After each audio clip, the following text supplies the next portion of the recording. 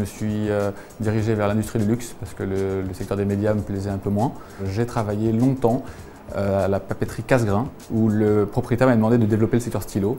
J'ai rencontré des collectionneurs et j'ai fini par monter ma structure Velvet.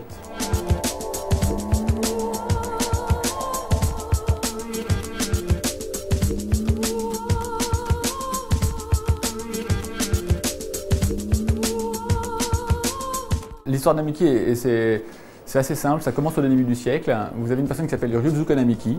Cet enseignant, donc on va l'appeler Monsieur Namiki, a rapporté de la laque chez lui et a laqué des stylos. Donc c'était un peu terne, c'était noir, et il s'est dit qu'il allait mettre de l'artisanat typiquement nippon dessus. Et alors on passe sur l'autre continent, on va à Londres, et au même moment, Monsieur Denil veut un petit peu diversifier ses gammes et va envoyer des émissaires dans différents continents, et la rencontre se fait.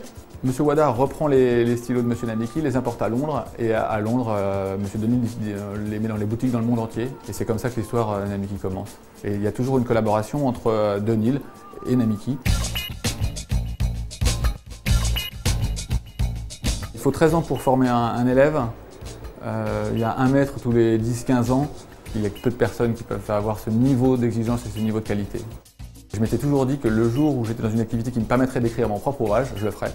Et là, en fait, j'avais accumulé beaucoup de connaissances, sans vraiment le vouloir, à force de voyager, de rencontrer des collectionneurs. Et il n'y avait pas vraiment de livre de référence sur la marque Namiki. Donc j'ai mis sur un support papier ce que je disais de façon orale. C'est plus un appel au voyage qu'un livre, parce que c'est vraiment sur la culture asiatique. Donc déjà, on n'est plus en Europe, on est sur notre continent. Il y a beaucoup de traditions, il y a des légendes, un peu tout ce que j'explique dans mon livre. Donc j'ai un peu l'impression de prendre le lecteur en main et l'emmener avec moi. C'est plus un voyage que la lecture, je dirais.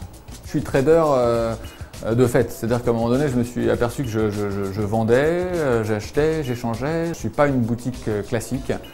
C'est plus un showroom ici. Je viens rencontrer des gens, les gens viennent me rencontrer. Ils peuvent le faire par le livre, ils peuvent le faire par mon site internet. Je suis à disposition des gens, donc ils utilisent mon temps, mon expertise. Mon métier, c'est de chasser. Donc je suis trader, chasseur de stylos. J'ai une équipe de vente qui gère en fait tout ce qui est petite vente, le rapport retail classique.